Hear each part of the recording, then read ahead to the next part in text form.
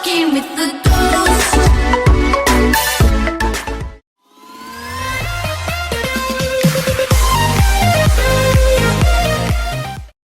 Why do you build me up?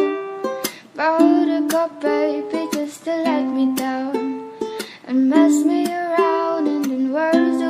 Nah, jadi yang akan dibahas pertama kali yaitu obat antibiotik.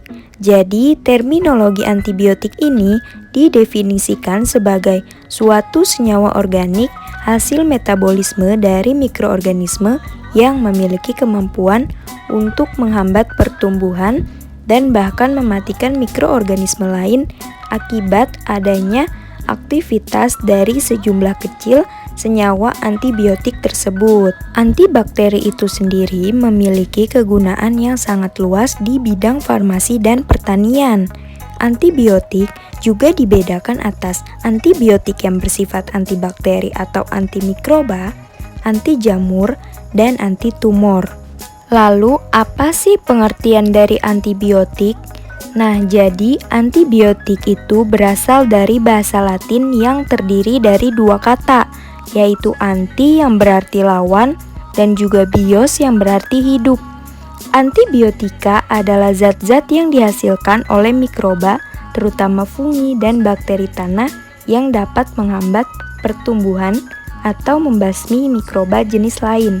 Sedangkan toksisitasnya terhadap manusia relatif lebih kecil.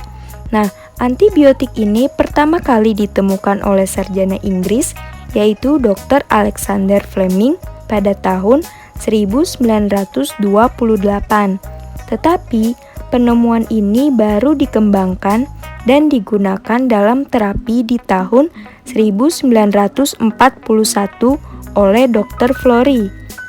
Kemudian, banyak zat dengan khasiat antibiotik diisolir oleh penyelidik-penyelidik di seluruh dunia. Namun, toksisitasnya hanya beberapa saja yang dapat digunakan sebagai obat.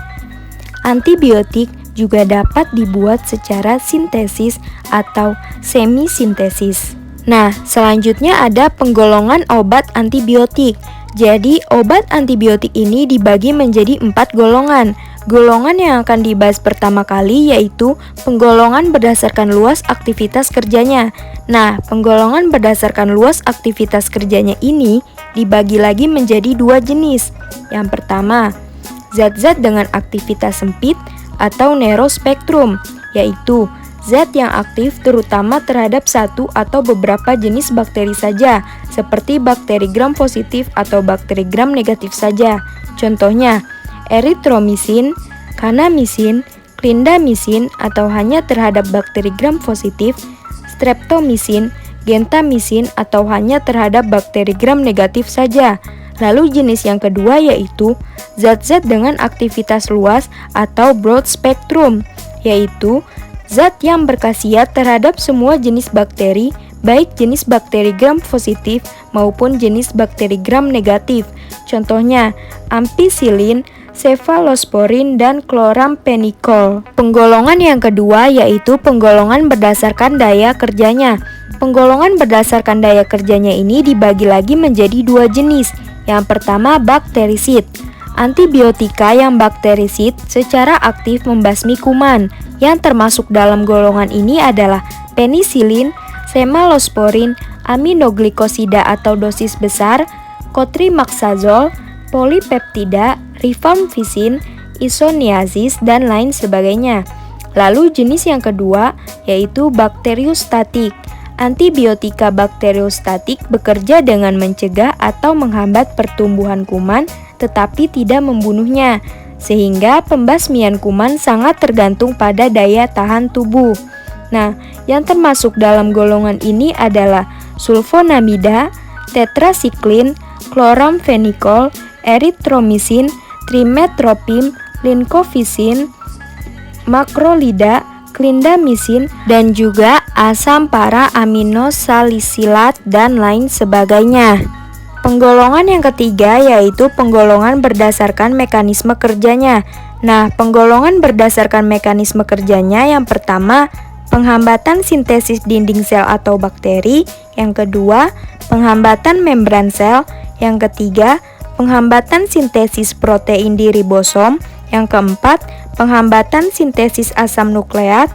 Yang kelima, penghambatan metabolik atau antagonis folat. Penggolongan yang keempat yaitu penggolongan berdasarkan struktur kimianya. Penggolongan berdasarkan struktur kimianya ini dibagi lagi menjadi 9 jenis. Yang pertama, golongan aminoglikosida. Di antaranya amikasin, dibekasin, gentamisin, kanamisin, neomisin, netilmisin, paromomisin, sisomisin, streptomisin, tobramisin. Jenis yang kedua yaitu golongan beta-laktam. Di antaranya golongan karbapenem, yaitu ertapenem, imipenem, meropenem. Lalu golongan cefalosporin, yaitu cefalexin, cefazolin, cefuroxim, cefazroxil, ceftazidime. Lalu golongan beta-laktam monosiklik dan golongan penisilin, yaitu penisilin dan amoksisilin. Jenis yang ketiga yaitu golongan glikopeptida, diantaranya vankomisin, teikoplanin, ramoplanin, dan dekamplanin. Golongan yang keempat yaitu golongan poliketida, diantaranya ada golongan makrolida yaitu eritromisin, azitromisin, klaritromisin, roksitromisin. Lalu ada golongan ketolida yaitu telitromisin. Lalu ada juga golongan tetrasiklin yaitu doksisiklin, oksitetrasiklin, dan juga klotetrasiklin. Jenis yang kelima yaitu golongan polimiksin. Di antaranya ada polimiksin dan kolistin. Yang keenam ada golongan kinolon atau fluorokinolon. Di antaranya ada asam nalidiksat, ciprofloxacin, ofloxacin, norfloxacin, levofloxacin, dan travafloxacin. Yang ketujuh ada golongan streptogramin. Di antaranya ada pristinamisin, virginiamisin, mikamisin, dan kinupristin, stripdalfopristin. Yang kedelapan adalah golongan oxazolidinon, diantaranya ada linezolid. Yang kesembilan adalah golongan sulfonamida, diantaranya ada cotrimoxazole dan trimetoprim. Selain 9 jenis golongan yang disebutkan tadi, ada juga antibiotika lain yang sangat penting, seperti chloramphenicol, clindamycin, dan asam fusidat. Nah, selanjutnya seperti apa sih mekanisme kerja dari obat antibiotik? Nah, jadi mekanisme kerja antibiotika yang pertama menghambat sintesa dinding sel. Akibatnya, pembentukan dinding sel tidak sempurna dan tidak dapat menahan tekanan osmosa dari plasma. Akhirnya, sel tersebut akan pecah, seperti penisilin dan cefalosporin. Yang kedua, menghambat sintesa membran sel. Molekul lipoprotein dari membran sel dikacaukan pembentukannya hingga bersifat lebih permeabel. Nah, akibatnya zat-zat penting dari isi sel dapat keluar seperti kelompok polipeptida. Lalu yang ketiga, menghambat sintesa protein sel. Akibatnya, sel tersebut tidak sempurna terbentuk seperti clindamycin, linkomisin, chloramphenicol, makrolida, tetrasiklin, dan gentamisin. Yang keempat, mengganggu pembentukan asam-asam inti seperti DNA dan RNA. Akibatnya, sel tidak dapat berkembang seperti metronidazol, kinolon, nefobiosin, dan rifampisin. Yang kelima, menghambat sintesa folat seperti sulfonamida dan trimetoprim. Nah, jadi ini adalah gambar dari 5 tahap mekanisme kerja antibiotika yang sudah saya jelaskan tadi. Lalu, apa saja contoh dari obat antibiotik? Nah, jadi di sini saya akan memberikan 8 contoh obat antibiotik. Yang pertama itu ada penisilin. Nah, jadi antibiotik penisilin ini digunakan untuk mengobati infeksi yang berkaitan dengan kulit, gigi, mata, telinga, saluran pernapasan, dan lain sebagainya. Yang kedua ada cefalosporin. Antibiotik cefalosporin ini mampu mengobati berbagai infeksi bakteri yang tidak dapat diobati dengan antibiotik penisilin, seperti meningitis dan gonorea. Dalam kasus di mana orang sensitif terhadap antibiotik penisilin, maka cefalosporin ini bisa diberikan sebagai alternatifnya. Namun, dalam banyak kasus, ketika seseorang alergi terhadap penisilin, maka kemungkinan besar dia akan alergi terhadap cefalosporin juga. Yang ketiga ada aminoglikosida. Karena efektif dalam menghambat produksi protein bakteri, maka aminoglikosida ini diberikan untuk mengobati penyakit tifus dan pneumonia. Aminoglikosida ini juga diberikan dalam kombinasi dengan penisilin atau cefalosporin. Aminoglikosida efektif dalam mengendalikan dan mengobati infeksi bakteri, namun berpotensi melemahkan ginjal dan fungsi hati. Yang keempat ada makrolid atau makrolida. Nah, makrolida memiliki spektrum lebih luas dibandingkan dengan penisilin dan digunakan untuk mengobati infeksi saluran pernapasan, infeksi saluran lambung, dan lain sebagainya. Nah, ketidaknyamanan pencernaan, mual, dan diare adalah beberapa efek samping dari makrolida ini. Selain itu, wanita hamil dan menyusui tidak boleh mengkonsumsi makrolida. Yang kelima ada sulfonamida. Obat ini efektif dalam mengobati infeksi ginjal, namun sayangnya memiliki efek berbahaya pada ginjal itu sendiri. Nah, untuk mencegah pembentukan kristal obat, biasanya pasien yang mengkonsumsi sulfonamida ini harus disertai dengan minum air putih dalam jumlah yang cukup besar. Yang keenam ada fluoroquinolones. Nah, obat ini adalah satu-satunya kelas antibiotik yang secara langsung menghentikan sintesis DNA bakteri karena dapat diserap dengan sangat baik oleh tubuh. Antibiotik ini dianggap relatif aman dan banyak digunakan untuk mengobati infeksi saluran kemih dan saluran pernapasan. Yang ketujuh ada tetrasiklin. Nah, tetrasiklin ini adalah antibiotik spektrum luas yang digunakan untuk mengobati berbagai infeksi seperti infeksi telinga tengah, saluran pernapasan, saluran kemih, dan lain sebagainya. Lalu yang kedelapan, yang terakhir ada polipeptida. Polipeptida ini dianggap cukup beracun sehingga diutamakan hanya digunakan pada permukaan kulit saja.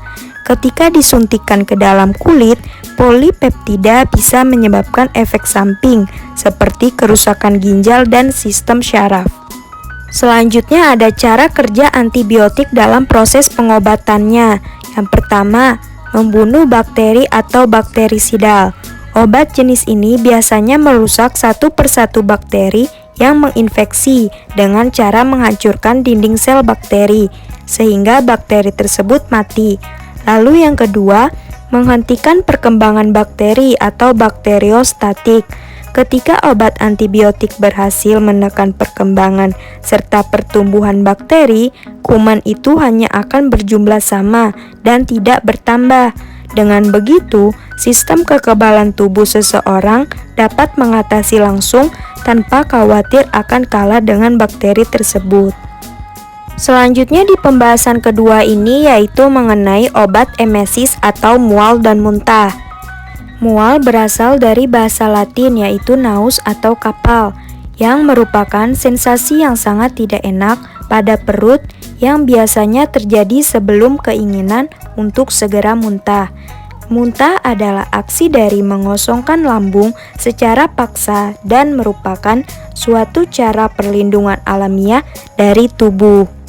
Nah, lalu apa sih penyebab dari emesis atau mual dan muntah ini? Jadi penyebabnya itu yang pertama adalah adanya peningkatan hormon korionik gonadotropin. Lalu yang kedua adanya peningkatan hormon progesteron.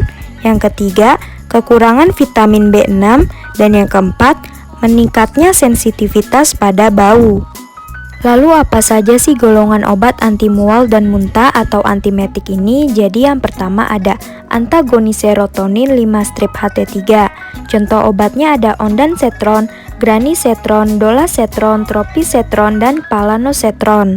Lalu yang kedua ada corticosteroids. Contoh obatnya itu ada dexamethasone dan methylprednisolone. Golongan ketiga ada antagonis reseptor neurokinin atau NK1 antagonis. Contoh obatnya ada aprepitan atau oral. Golongan yang keempat ada phenothiazines dan butyropenon. Contoh obatnya yaitu droperidol, promethazines, dan thietylperazines. Mekanisme kerja obatnya yaitu inhibisi reseptor dopamin dan muskarinik. Golongan yang kelima ada substituted benzamides. Contoh obatnya ada metoclopramide dan trimetobenzamide. Mekanisme kerja obatnya adalah dengan memblokade reseptor dopamin. Golongan yang keenam ada H1 antihistamines dan anticholinergic drugs. Contoh obatnya ada dipenidramin, dimenhydrinate, meclizine atau efek anticholinergic dan sedasi rendah. Golongan yang ketujuh ada benzodiazepines. Contoh obatnya ada lorazepam dan diazepam. Penggunaannya itu sebelum kemoterapi untuk mencegah muntah yang disebabkan ansietas. Golongan yang kedelapan yaitu golongan yang terakhir ada cannabinoids. Nah, penggunaan antibiotik ini sudah jarang digunakan. Efek sampingnya yaitu menyebabkan euforia, disphoria, sedation, halusinasi, dan lain sebagainya. Lalu contoh obat-obatan yang digunakan dalam kehamilan untuk mengatasi terjadinya mual dan muntah. Yang pertama itu ada domperidone, yang kedua ada metoclopramide HCl, yang ketiga ada promethazine, yang keempat ada pratizin theoclat, pyridoxine HCl, yang kelima ada ondansetron.